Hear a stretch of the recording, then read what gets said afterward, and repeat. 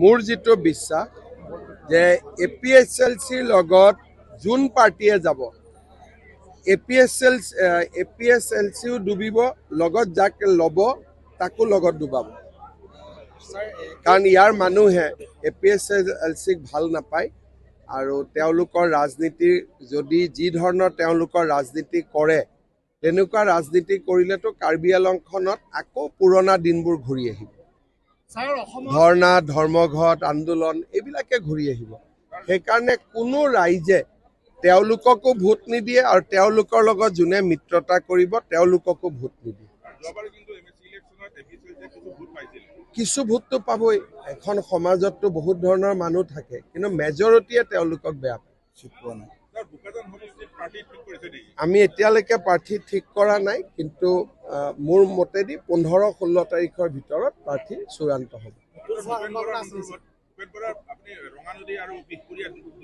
দুটাৰ ভিতৰত এটা তেওঁ বিচাৰিব আৰু তেওঁ তাৰ ভিতৰত এটা পাব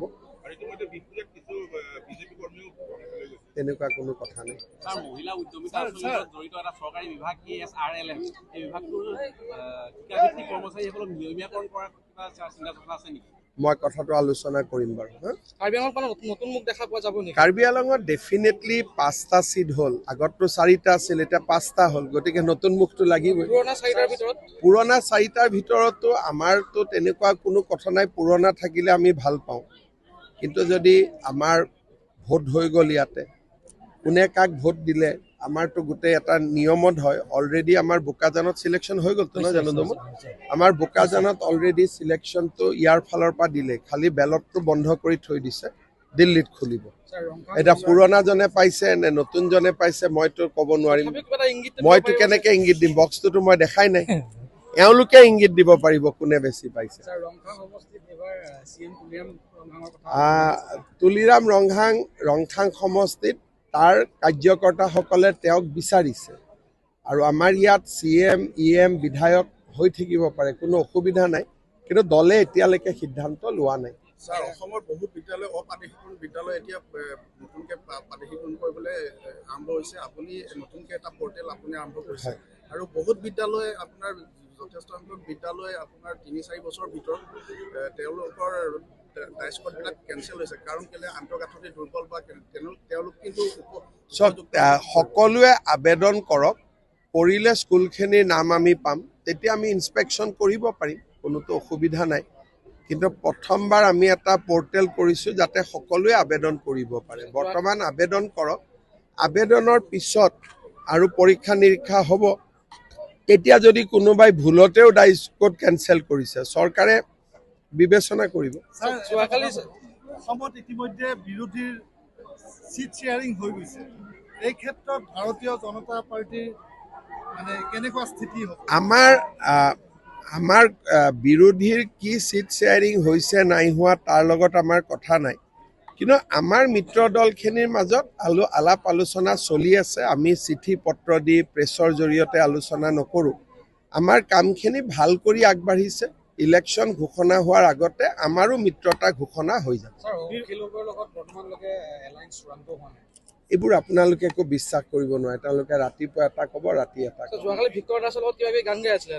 সেইটোকে কৈছোঁ যে কোনোবাই ৰাতি কিবা ক'ব ৰাতিপুৱা কিবা ক'ব দুপৰীয়া আকৌ কিবা ক'ব গতিকে বিৰোধী পক্ষৰ দলখিনিৰ ওপৰত আপোনালোকে একো সিদ্ধান্ত ল'ব নোৱাৰে যোৱাকালিয়ে মই পেপাৰবিলাকত দেখিছিলোঁ আজি কিবা প্ৰেছ কনফাৰেন্স হ'ব বুলি এতিয়াতো শুনা নাই আকৌ গতিকে তেওঁলোকে আগদিনাখন কি কয় পিছদিনা তেওঁলোকে নিজেও পাহৰি যায় মই কোনো নামেই নাজানো মই এইবিলাকৰ ওপৰত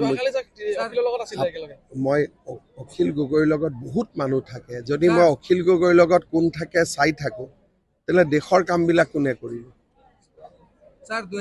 অখিল গগৈ যদি মোৰ ল'ৰা হ'লেহেঁতেন ছোৱালী হ'লেহেঁতেন মই চাই থাকিলোহেঁতেন মই অখিল গগৈৰ লগত কোন থাকে কেনেকৈ থাকে মই কিয় চাব লাগে সেইবিলাক মই নাচাওঁ আৰু এনেকুৱা শব্দৰ লগত মই চিনাকিও নহয় মোৰ মুখত কেতিয়াও শ্মশান যাত্ৰা, পহু খেদা, গাহৰি খেদা এইবিলাক অসমীয়া শব্দ মই নকৰোঁ, ব্যৱহাৰো নকৰোঁ। খালি এটাই মই জানো, মোক যোগদান কৰোঁতেও কংগ্ৰেছে ৰাজীৱ ভৱনটো চাফা কৰিছিল, তেতিয়া মই মুখ্যমন্ত্ৰী হৈ গ'লোঁ।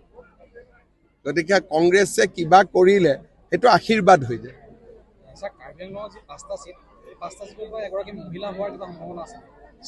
চিটৰ ক্ষেত্ৰত আজিৰ দিনত আমি উত্তৰ দিয়াটো উচিত নহয়, কাৰণ অলৰেডি আমাৰ ভোটিং এটা হৈ গ'ল আৰু আমাৰ ভোট ইমান সাধাৰণ আৰু ইমান ধুনীয়াকৈ হৈ গ'ল যে বাকী মানুহে গমো নাপালে। শান্তিপূৰ্ণভাৱে সকলোৱে নিজৰ নাম দিলে, কাক লাগে কাক নালাগে। আমি 3টা নাম লৈ গৈছোঁ, 1, 2, 3। 3টাৰ ভিতৰত এজনক আমি দিম। স্যাৰ 2011 চনত যিটো ড্ৰপ আউট টিচাৰ আছিলে, কাৰ্বি আংলঙত 29 জন আছিল আৰু অসমতো আৰু আছে। এপ্লাই কৰিলে হ'ল এতিয়া।